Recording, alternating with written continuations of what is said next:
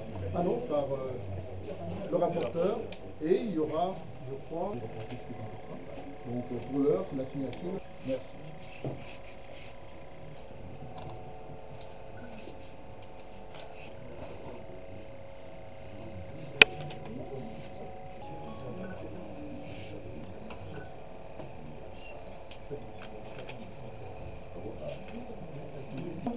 Nous sommes ici pour livrer une communication à la presse. Le rassemblement a tenu une série de réunions sous la présidence de son président. Et aujourd'hui, nous allons vous livrer les communiqués qui est sorti de cette série de réunions sur le processus électoral en cours dans notre pays. Et pour ce faire, les rapporteurs du rassemblement, le docteur Boissa, va vous lire les communiqués. Docteur, vous avez la parole. Merci, Monsieur le Président de séance. Attendez, calmez-vous, sous mode silence. Mesdames et Messieurs de la presse,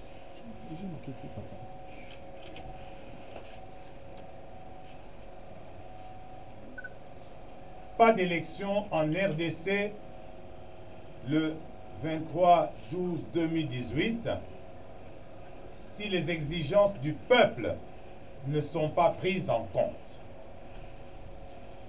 En dépit des nombreux écueils délibérément montés par le pouvoir de M.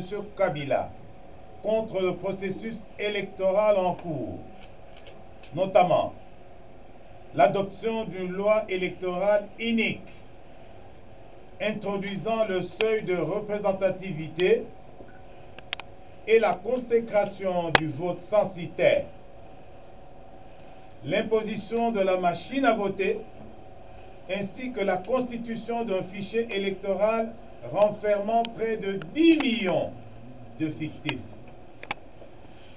Le rassemblement se félicite d'avoir démontré sa bonne foi et sa volonté inébranlable de participer aux élections cette année en déposant les candidatures de ses membres à la députation provinciale. Le rassemblement qui demeure dans son combat pour la tenue effective des élections crédibles et transparentes, pour lesquelles des centaines de nos compatriotes ont payé de leur vie, en appelle à la mobilisation de notre peuple à s'investir pour que ces élections se tiennent réellement le 23 décembre 2018. En accord avec le peuple, le rassemblement exige que 1. Le fichier électoral soit extirpé de près de 10 millions d'enrôlés fictifs, représentant près d'un quart du nombre total d'enrôlés. 2. La machine à voter, non prévue ni dans la loi électorale, ni dans le calendrier de la CENI, soit écartée. 3. La mise en œuvre effective des mesures de décrispation prévues dans l'accord du 31 décembre 2016 soit effective. 4. La CENI soit redynamisée, notamment par le remplacement du délégué de l'UDPS, conformément à l'accord de la Saint-Sylvestre. 5. M. Kabila ne tente pas, au mépris de la Constitution et de l'accord de la Saint-Sylvestre, de présenter sa candidature pour un 3e mandat.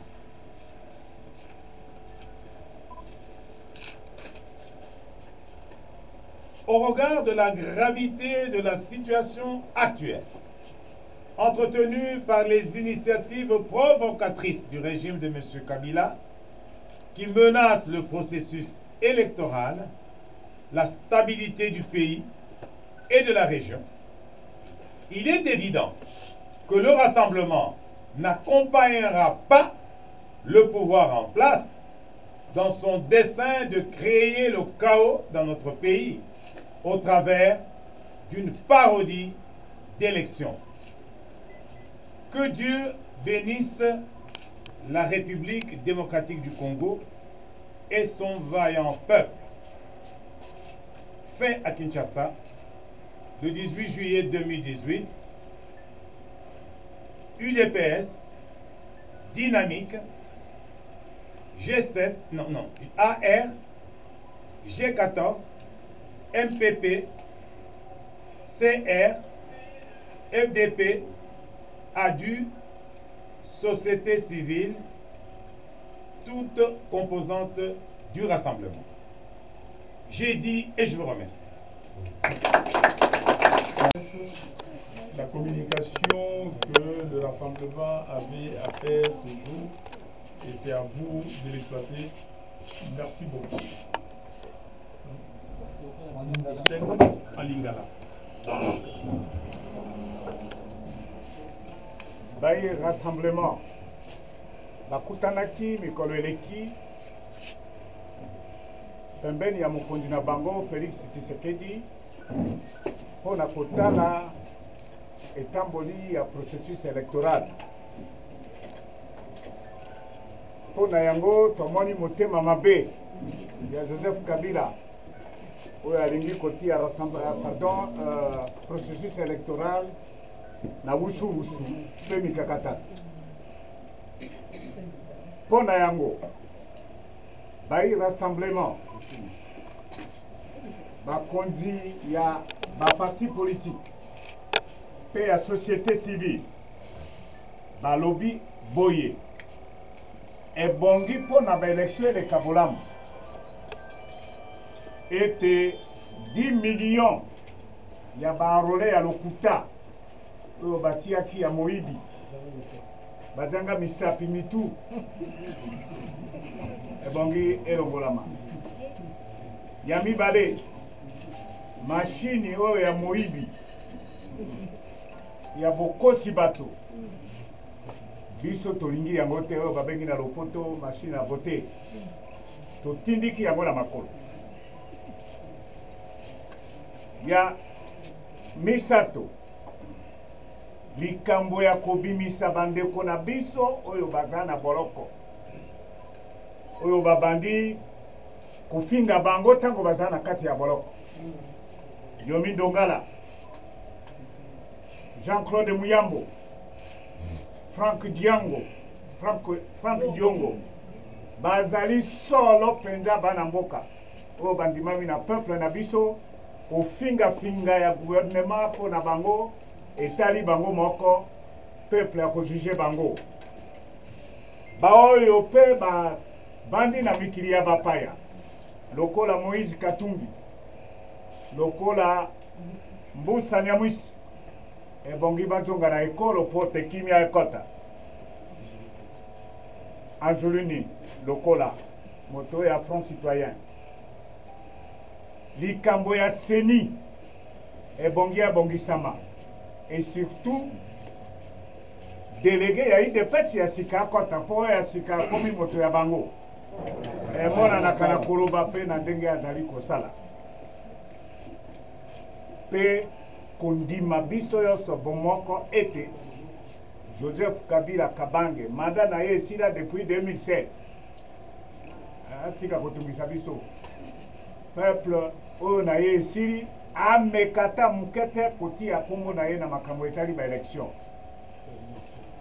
présidentielle.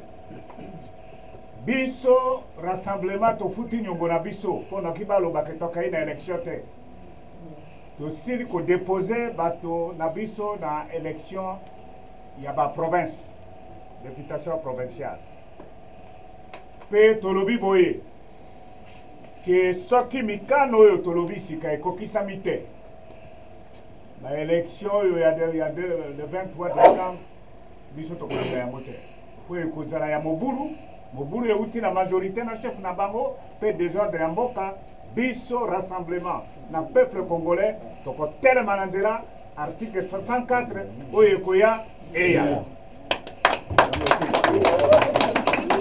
Voilà, chers amis, merci beaucoup pour votre attention.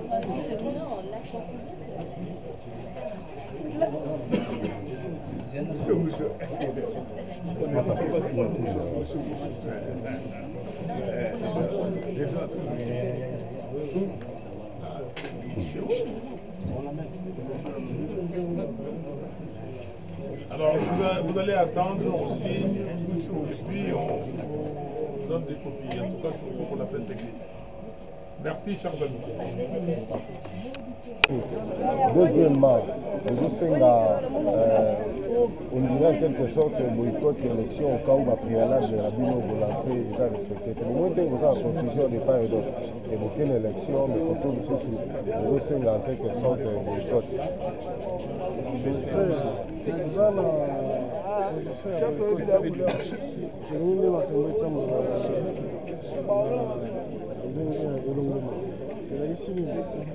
y a 10 millions d'électeurs. Il y a ici à peu près 100 députés nationaux. On a rien à contre la majorité. 140 députés provinciaux à contre la majorité.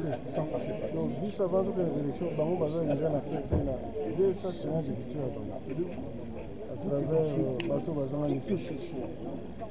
Il y a mis Barré. Kobanda, c'est l'élection.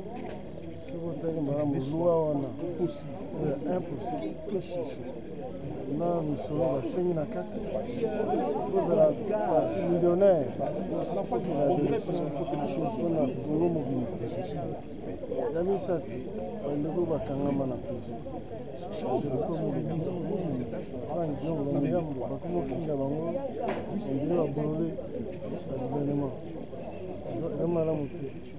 Yamine ko ba di banda ba wista tu ba musa ya musa et puis sur le terrain ba to kangamaneti bandeki yetu si longtemps que ma camarade l'ongweti mwetu que la direction voilà ezalite na biso to alexis to la on en vient après le projet ma candidat à député provincial donc on a posé l'élection mais il faut que l'élection qui est en ndenge ya kimia sinon ceux qui font l'élection vous les avez et si tout Kabila n'y a que sa troisième mandat banda 2015 banda likambo constitution aussi ba professeur balo ba juriste balo ba chercheur balo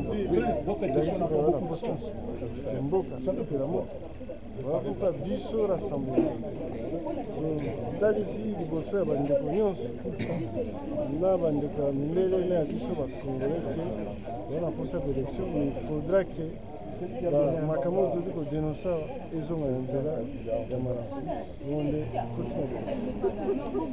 Merci honorable, mais est-ce que tout le monde a dit que la Canabino c'est comme si préparation il y a quelque chose de ça? Est-ce que tout le monde s'est préparé dans ce sens? Bien, liboso armée na biso soko sali malamu ebatela population peuple na biso lere nyonso akokufa neti armée même ata bachange bakonzi armée est ce que eloko nini ya malongo bakomisa na la guerre ilelo oyo na esi na katanga esilaka na kalemi namona nzoko esilaka bandeko bakokufa même so bachange bagénéraux elaki sike so bapartisa répression na ndenge ya makasi ezala cour constitutionnelle eki so kabila koti manda na azola cour constitutionnelle zobandima manda na ye ya troisième nde namoni ka nyonso ezali manœuvre majoritaire bacontinue gouverner Congo par défi. S'il vous plaît, honorable, est-ce que vous montrez que vous avez la fuite en avant par rapport à tozangi caution pour coordonner la députation nationale, ou bien peut-être par manque de cohésion sur la candidature unique à l'opposition. Non, non, il y a pas de celui qui aurait la force à faire la tout ça. Nous après, ceux qui m'ont caminé sont tous ces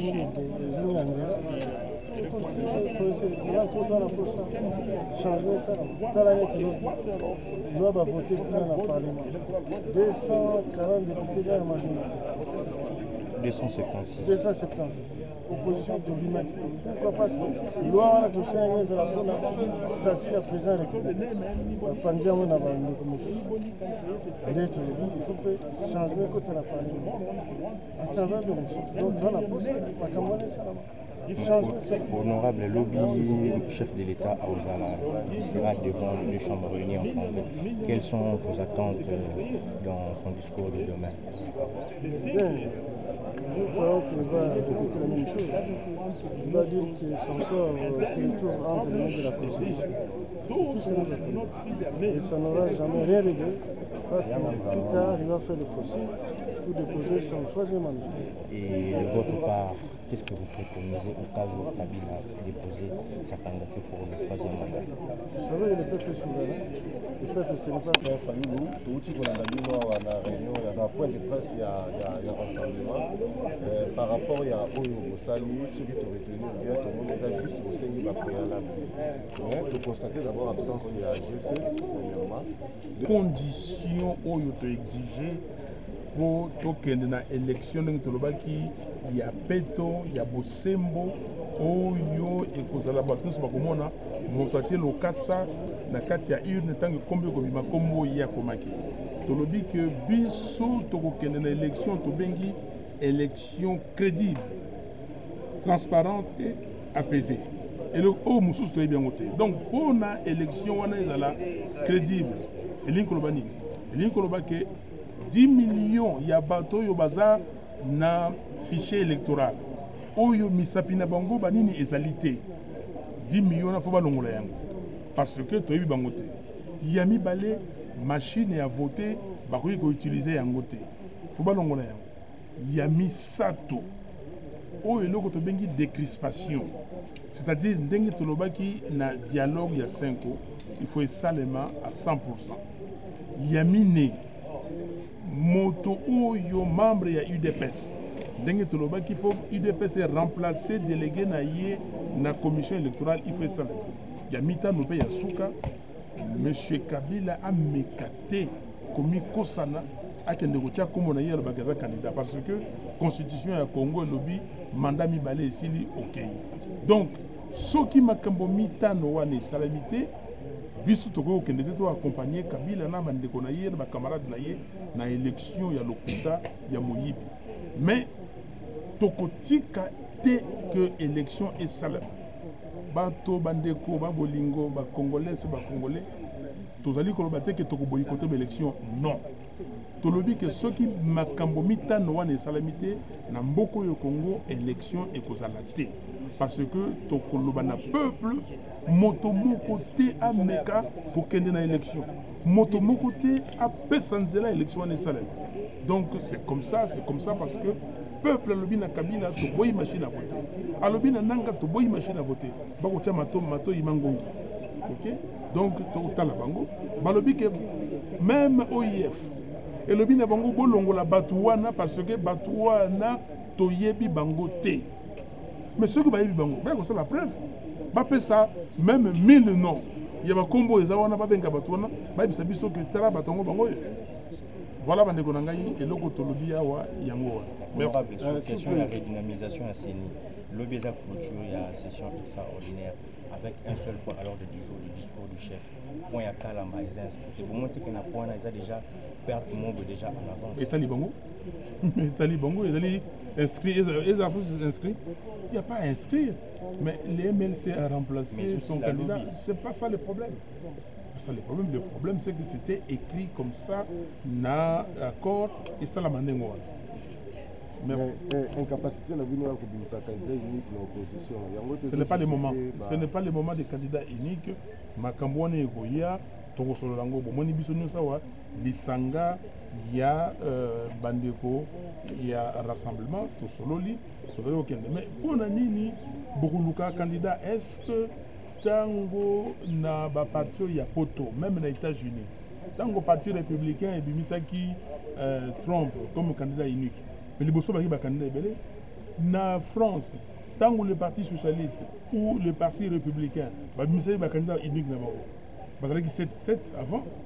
Donc wana eza ebotika biso botala ndenge tokokende ntina suka tokoyokana ndenge tokoyokana mais likambo wana sikoyo tozali d'abord na bapréalable tozali d'abord bacondition oyo tokosala baélection tokokende élection te Kabila alobi ke mboko ya ye asala ndenge alingi parce que abebisa ezaleli ya bana ya Congo bomoni ndenge Congo ebebi bomoni ndenge bato bazokotela biso awa bomoni ndenge bazokoyiba misolo ya Congo bomoni ndenge bakuluna bakomi bomoni ndenge makambo bukanga lozo basali kuna manini mbongo ya leta baza koyiba bomoni ndenge bayo sala biso suffrage oyo babengaka na français vote censitaire, c'est-à-dire pour ozala candidat il faut ozala na mbongo.